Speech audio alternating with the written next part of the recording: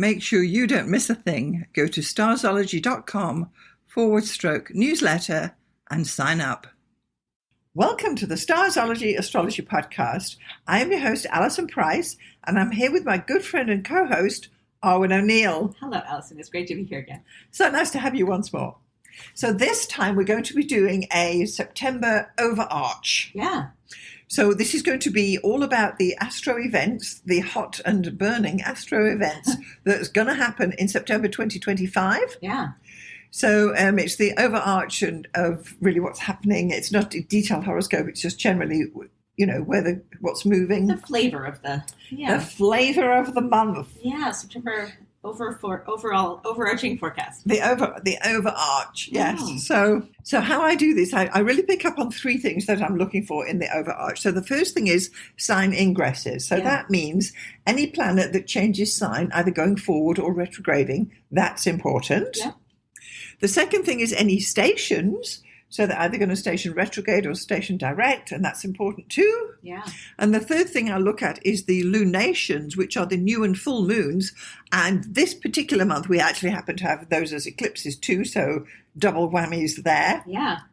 So those are the main three things that I look for. Nice. So in general, I'm not paying attention to, which perhaps we ought, is to aspects between the planets. I've got enough to chew on with what this is. Right. I mean, you can go deeper, obviously, but we're looking for September, and my dates, what I've got here, are for universal time. So it depends where you live in the world. It might be the day before or the day after of the dates what we're going to give you today. So, yeah. And Arwynne and I are going to have a little chat about each of these little things that are popping up, right? We are indeed. So the first thing we have is on September the 1st, Saturn retrograde is re-entering Pisces. Yeah. So as we know, it just popped into Aries, when was it, in May? Yeah. And now it's decided, no, enough of that, and it's going to go back. And they always say that when a planet goes back into a sign it's been in before, it's like it's going back to school to unpack its locker and take everything out. It's for the final kick of the can. Right.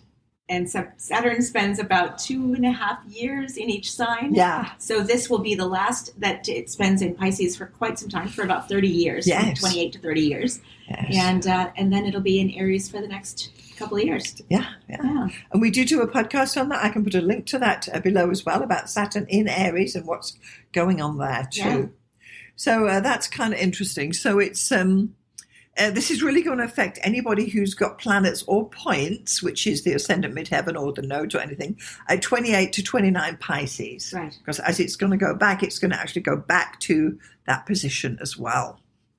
Yeah. So also this is interesting because 0 Aries is the beginning of the zodiac, and it's a critical degree. They call it the Aries point. Yes. Yeah, totally. So Saturn's having a good... like burning a hole in the zodiac. Yeah, and that's interesting. Eric Francis from Planet Waves calls that the point where the personal is political and vice versa. Oh, yeah. So it's the Aries point is a very powerful position in political astrology, and in when you're looking at global events and stuff, anything that crosses the Aries point is a very sensitive point for any kind of troublesome world events. Well, this is it. And Saturn does rule like governments, doesn't it? So, yeah, exactly. What are they going to do? Change their minds and go back on what they said earlier? What? No, politicians, no. Would never happen. Do you think? Yeah, so what it's really saying is that Saturn's just giving its final growth through into Pisces. And then it will again, go direct and then move back into Aries. And no doubt we'll be talking about that in a couple of months as well. Yeah. I mean, when you're talking about the difference between Pisces and Aries too, like that is, it's almost like the flashy thing in Men in Black, like when the memory eraser button where you just kind of go and then you're reset, because you're going right from the end of the zodiac right to the beginning. And when you're talking about politics and yikes, that's an interesting one. It's like the ignore the man behind the curtain, like the Wizard of Oz. Like what you're seeing and what you've been hearing. Nope, don't believe that. Believe what we're saying now. Forget what we said yesterday. Forget all of you, all you think you know. No, it's very Orwellian. Yes. So it's If you're a Pisces and if you've got planets at those degrees, then definitely you're going to feel this. But if you don't really have anything there, not necessarily the case, I don't think. Then just sit back and watch. Watch the news, right? And then on September the 2nd, Mercury enters Virgo, which is a good thing. It's a lovely position for Mercury, I have to say. Yeah, so this puts Mercury into its dignity, which means it's because Mercury rules Virgo, so it's strongly placed in Virgo, and it's going to be totally effective. Yeah. And during the time it's in Virgo, if you have Virgo planets, it will make conjunctions to your Virgo planets. So you've got a couple, haven't you? I do. I have the Sun, Moon, and Mercury all in Virgo. Yeah, so, you'll get a Mercury return coming up. We'll talk about that one day as well. So this is a good thing. And what I want to say is that the positive side of Virgo nature will now come forward. Additionally, as time goes on, Mercury will conjoin any planet you have in Virgo. I mean, I have 3 planets there too, so this really does affect us. Yeah. And this energy is likely to present as many conversations, ideas, and thoughts in line with the nature of your own Virgo planets. Yeah.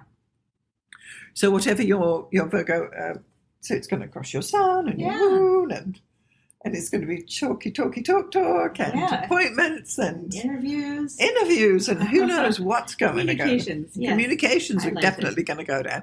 So that's a good place for Mercury, and it's nice that it's doing that. Yeah. Yeah. And then on September the 6th, we've got Uranus stationing retrograde. Yeah. So this is happening at 1 degree 27 Gemini. So I mean, Uranus is only just creeping through Gemini anyway, but it's retrograding. Back there, and it's actually just going to cross back into Taurus too at some point shortly and go all the way back to 27 Taurus.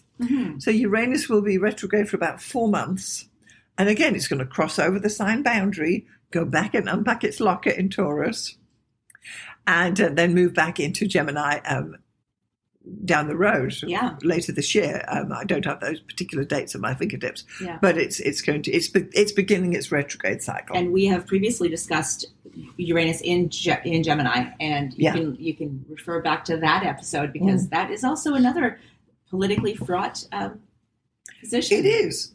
It is. So super interesting stuff happening. Yeah.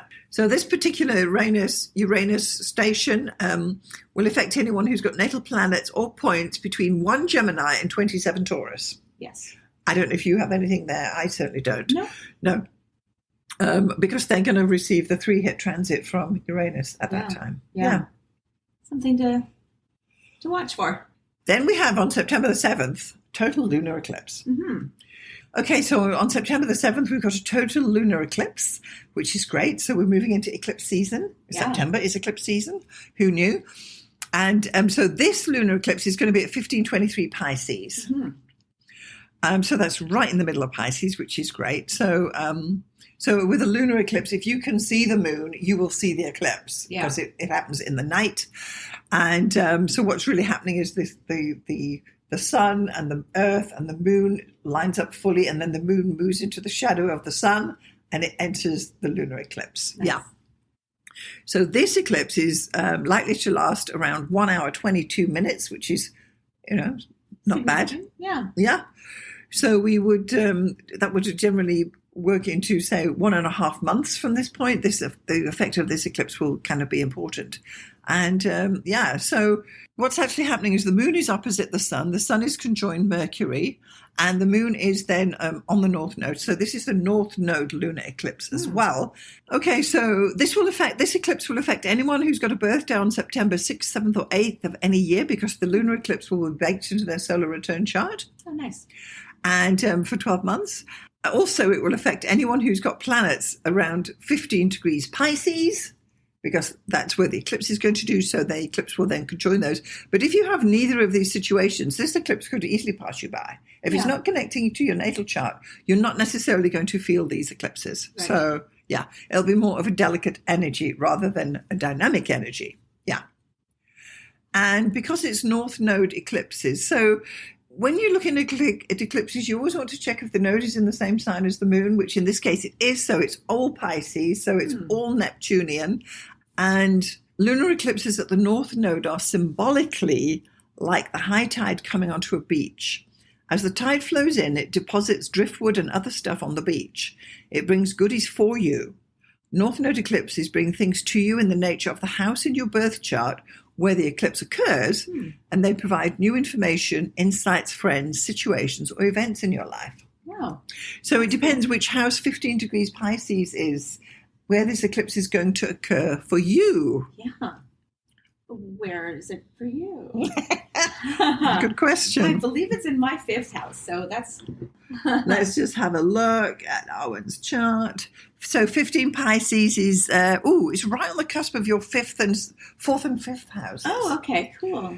So, so we did say, what did we say? We said 15 degrees, 23. So technically, 4th house. But right on the cusp there for you. And then for myself, this lunar eclipse will occur where Pisces is for me in my 9th house. Ah, nice. So higher education, it just never ends. Yeah.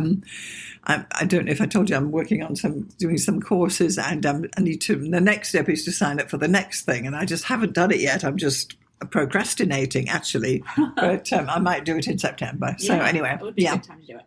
Yeah. And the idea that it's bringing stuff to you because it's North Node, so it's bringing things into your future. Mm-hmm. So people you meet around that date, or things that occur, or opportunities that happen delicately, because it's not a hard transit, are likely to be beneficial. Nice. So that's kind of a good thing too with these eclipses. And I have put the chart on the blog post. You can click straight through to see that as well, because it's quite a concentration there now in Pisces as well, with Saturn, as we said, having just moved back in there. Excellent. Yeah. And then on September 18th, Mercury is entering Libra. Yeah. So it's shot through Virgo like a bat out of hell, really. Lickety split. R.I.P. Ozzy. Yeah. And this is within less than 16 days. It's gone through Virgo and now it's going into Libra. That's so crazy. It's making 2 ingresses this month. Yeah, that's fast. Fast-moving planet, but that's crazy. It is. So if you do want to have conversations, interviews, do things that have to do with Mercury, rather do them when it's still in Virgo in the first half of the month, rather than when it moves into Libra, where it won't be as effective. Yeah. Longer negotiations, kind of. Yeah, and you might feel good about the conversation, but in the end, nothing won't be comes. As fruitful. Yeah, that's Libra, isn't it? Yikes! They send you to hell, and you look forward to the trip, as they say. So that's the one shift that's occurring then. And then the very next day on September the 19th, we've got Venus entering Virgo. Yeah. So again, this is now in its sign of its fall. Yeah. But this is our month, isn't it? The planets, Virgo's being triggered with all the Virgo planets are going to be triggered now. For sure. So you'll have a Venus return. I will. Yeah. That's lovely. It will be. It will be just wonderful. Yeah. And even though it's in its fall, it will trigger all of my Virgo planets. So yes, it's all coming. It's all coming.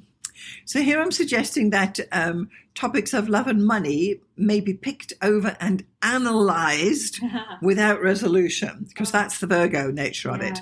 Only as Venus leaves Virgo and enters Libra in October will the Venusian topics of romance and finance become more resolved, because Venus is it's not particularly good. Not so good or well placed in Virgo, but it's way better placed in Libra. Yeah. For money and love. For sure. Love and money. Yeah. Yeah. Mm-hmm. So you're going to get Venus hitting all your Virgo planets too. Yeah. September the 22nd, Mars enters Scorpio. Yes. Nice. Yeah, we're going to enjoy that. So it's a strong placement for the red planet, and you can expect to get things done now. Yeah. Situations which have been lingering will be overhauled as new information is unearthed. Purging of junk will benefit everybody now. If you have planets or points in Scorpio, then you will receive a transit from Mars in the following weeks. Take action and expend some effort to sort things out. It depends on which house in your natal chart Mars is going to transit through Scorpio, exactly what sort of things are likely to be overhauled. Yeah. So for me, that's going to be down in my 4th house. And for you? First house. Oh, First house. Yeah, So Mars in Scorpio. Mars is going to cross over yours. It's going to go from your 12th and cross over your ascendant and enter your first house. Yeah, amazing. And galvanize you into action. Yeah, I love it. Will you be doing more gym, more jogging, more running? Well, yeah, I mean, more physical activity, more breaking a sweat. Yeah, let's hope so. I mean, I do as much as I can, but it's always, always want to do more. You always want to have that motivational boost. Right. That's a super important thing. Right. I've recently been looking into ultramarathon runners because I didn't even know there was such a thing. And they're running like 50 kilometers a day. That's insane. And some do it for 50 days running. And they look like hell at the end. But people just push themselves. Yeah. And what they're saying is, you can do more. We can all do more. Yeah. As I sit on the couch. I mean, and read about them. And read about, yes, and watch the video of the guy sweating it. Exactly. Well, just a little tidbit, because there are not that many major aspects this month, as we were saying. Yeah. But one of it's not super major, but it's kind of significant. 2 days after Mars enters Scorpio, it will be on the September 24th. It will be squaring Pluto. So Mars square Pluto is a pretty big deal, and it's two of the sort of most forceful malefics in the in the solar system. So when they come into a square, that is it's sort of a harbinger of possible unrest and kind of violent conflicts, and try not to rile anyone up at that time, because you might get way more than you bargained for, and definitely watch the news for that kind of clash. Yeah. And that is a challenging. I just want to get the chart up here. That is a challenging thing, because Pluto is hanging around 2 degrees Aquarius, and Mars is going to be, as it gets to 2 degrees, so it's squaring your ascendant already, Arwynne. Yeah. And as Mars comes through, it's really going to trigger. So we want to, that week, make sure you get your energy, get it out before. Yeah, absolutely. And you can report back and tell us exactly how you got rid of all that excess energy. Yes, I will. I look forward to telling you how I was because that's kind of interesting. Constructively expending my violent energy. Yeah. And one would wonder, have you felt the effects of the Pluto even squaring your ascendant already, or is that just still coming to the boil? Oh gosh, I mean, I guess it must be coming to the boil. But of course, I mean, I've had 2 degree Scorpio ascendant for my entire life, so it is. I mean, I definitely notice things are kind of. I mean, one can't help but notice things in the news and just kind of violent events, and I. Luckily, have the luxury of working from home and not having to go through, violent neighborhoods on my way anywhere if I don't want to. But it's everyone keep your eyes open. I mean, it's something that I learned very young, because as someone with Scorpio rising, you do tend to attract weird energy. Any kind of Scorpio that you have in your chart is going to be a magnetic, thing for kind of weird energy. And you have to learn to have a little protective Scorpion shell. Yes. But perhaps also too, this Pluto is going to transform who you are and how you project yourself, and there might be some especially things in Aquarian sort of ways. AI and technology and innovation. And I know you're doing a new course that's something entirely different for you, and considering all sorts of things to repackage Arwynne. Yeah, absolutely. Which is the ascendant, right? Yeah, definitely. So revolutionizing the presentation of yourself. Yeah. Over and over. Yeah. No, that's a good one. Yeah. That's a good one. Yeah. All right. And then we've got, finally, we get to the sun. The sun's finally doing something. So on the September 22nd, the sun moves into Libra. Again, this is the sign of the sun's fall. So what this means is that the sun, because the sun's all to do with independence and me, and Libra's all about the partner, you. Right. The sun does struggle a bit in Libra too. And really the idea is if we could all pay attention to other people, it would just smooth things rather than just saying, yes, but what about me? Yeah. Yeah. It's interesting, too, what we think of as traditionally September sort of things. Like, what do we think? We go back to school. We, we kind of start to, prepare for the fall and winter. And, typically that would be like, after the sort of harvest period of the harvest starts. Yeah, we're beginning the kind of the preparing for the hibernation phase and nesting in with your partner or whatever, or getting back to studies or kind of buying that fall wardrobe. And well, this is it. You don't see the knitwear in the stores because autumn is autumn now, because that's where the season begins. As at the equinox, the season begins, and the temperatures are moderate. Yeah, it's still summer until September 21st. Like, let's not forget. But there is that preparation for, beginning to wear layers, the sun's, setting earlier and earlier. Yeah. And so it's leaves are turning. Yes, and falling on the floor, and Yeah. Well, I don't want to say the end is nigh, but we're going to start saying goodbye to summer as, of course, the sun goes into Libra, because it's part of the solar cycle, right? Yeah. It's part of the very interesting. Yeah. So we've got the sun in Libra, and then on my date is September the 23rd. We've got a partial solar eclipse at 29 Virgo. Now, this is the second eclipse in Virgo, because we had one last month too.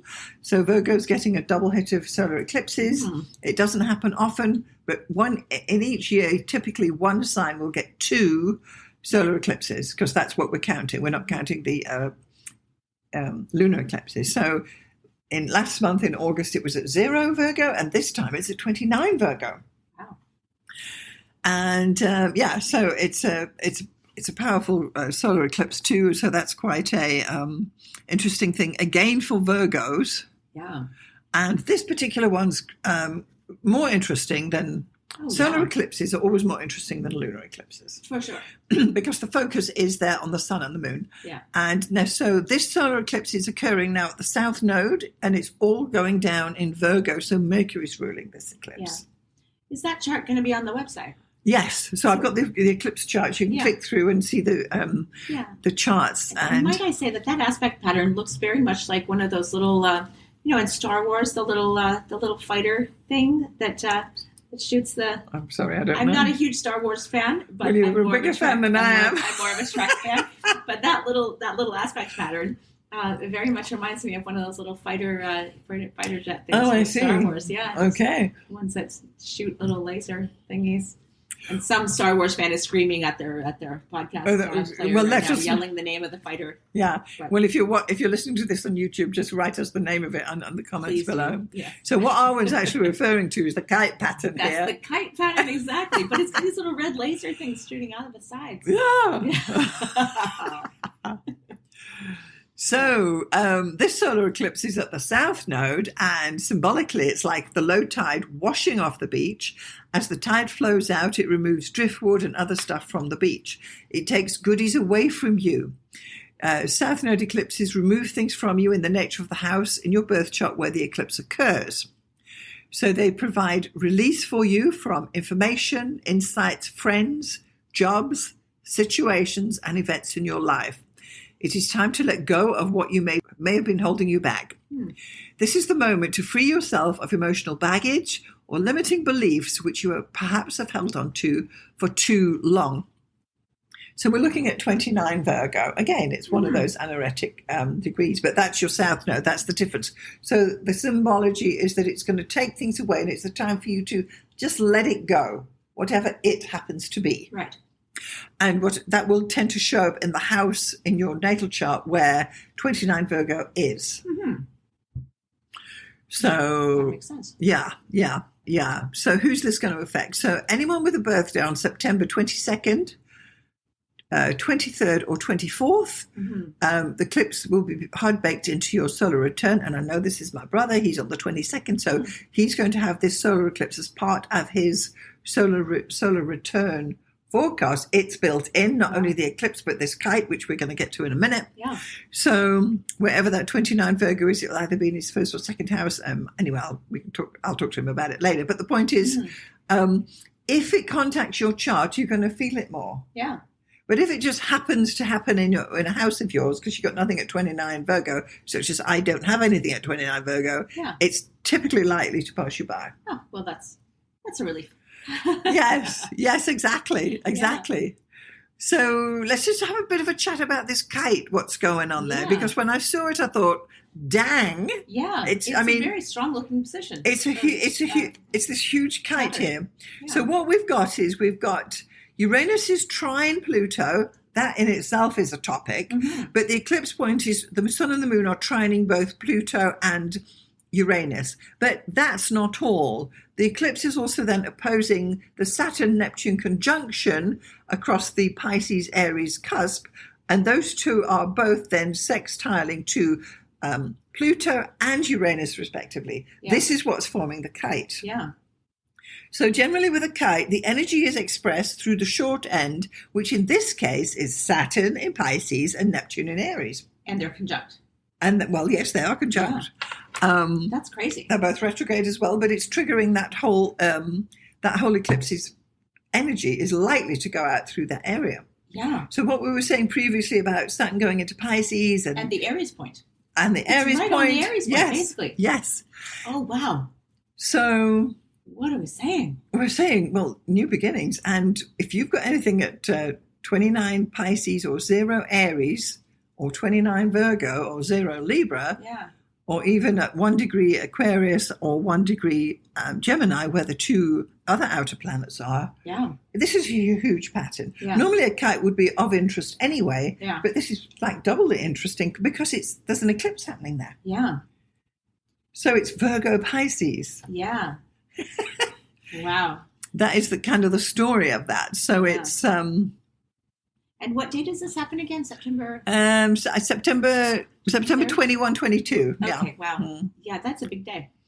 Yes, because the sun is just about to move into Libra. We are still at the tail end of summer. Yeah. The absolute whisker tail end. Yeah. And then by the time the day ends, the moon will have moved on, and so will, and the sun will be moving on the next day or two. So it's kind of interesting. And as I say, if it's your birthday, you're going to get this kite. Yeah. But everyone's going to have it anyway. Yeah. It's transiting, so it's going to, again, put that focus to the government, to the Saturn, to the restrictions on people, to, dare I say, limitations on people, and what are these tariffs on people? And we're going to draw a line, and there's more red tape.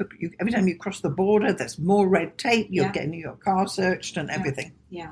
So that is still going to be in place and unresolved at this time because Saturn and Neptune are still retrograde. Yeah. That is a fascinating pattern.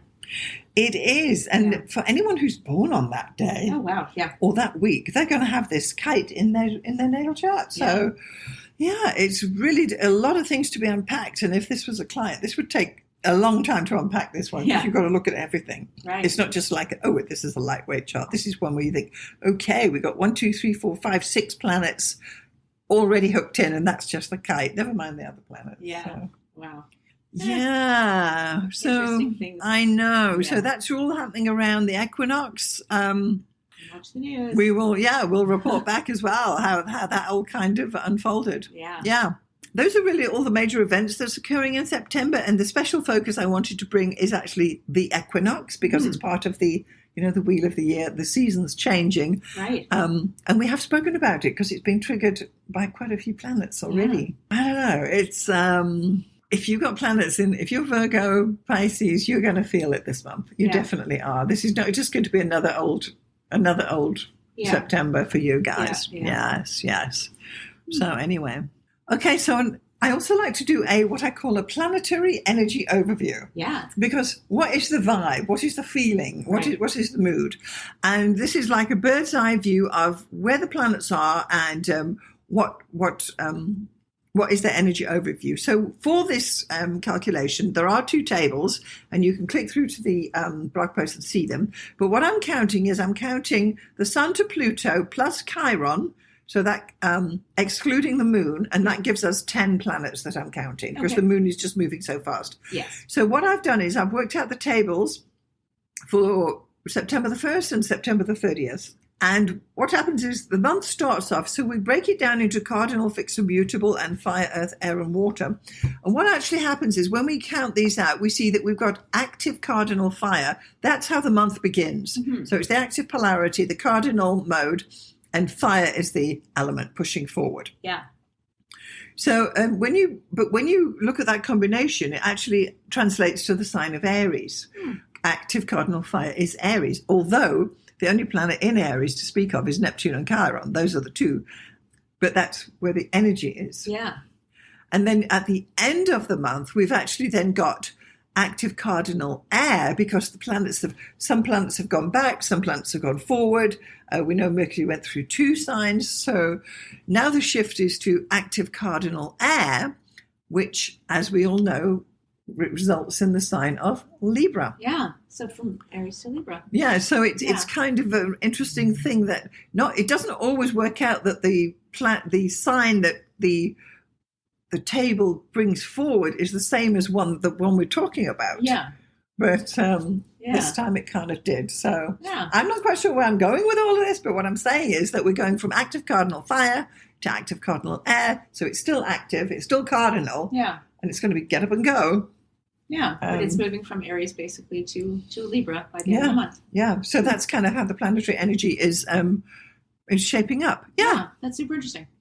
Yeah, so you can check those tables out on the blog post just to see what I'm talking about, if it's not clear, if you're listening as well. Excellent. Okay, so we have been talking about the September overarch. We've been looking at the big planetary events that are occurring in September. We've gone over most of them. The dates may vary for you one day either side, but that's just the way it is. And we've spoken a lot about Aries and Virgo, because really that's where the sun is. And, where the sun goes, Mercury and Venus follow along, and they bring stimulation to that. So the idea is that if you are an astrologer or you do readings for people, you're going to want to know what's coming up in September, and you're going to want to know that Saturn's retrograding back into Pisces and all of these things. So this is where you're trying to pay attention to the eclipses that are happening. And as I say, if you want to look at those eclipse charts, you can just click through to the blog post from wherever you are and see them there. Yeah, absolutely. So if you found value in this episode, please do consider sharing it with anybody who would be interested. Make sure you're getting our newsletter, and you can get that at starzology.com/newsletter. And make sure you're getting Arwynne's newsletter, and you can find her at... I'm at mspink.net. That's mspink.net. And I publish my weekly newsletter every Saturday. So if you want to subscribe, that would be amazing. And I'm writing about goddesses and a bit of personal nostalgia and movies and books and whatever strikes my fancy. Fantastic. It's a great read. Thank you. All right. Well, thank you so much to everyone who's got this far and our listeners. And we'll see you next time. See you next time.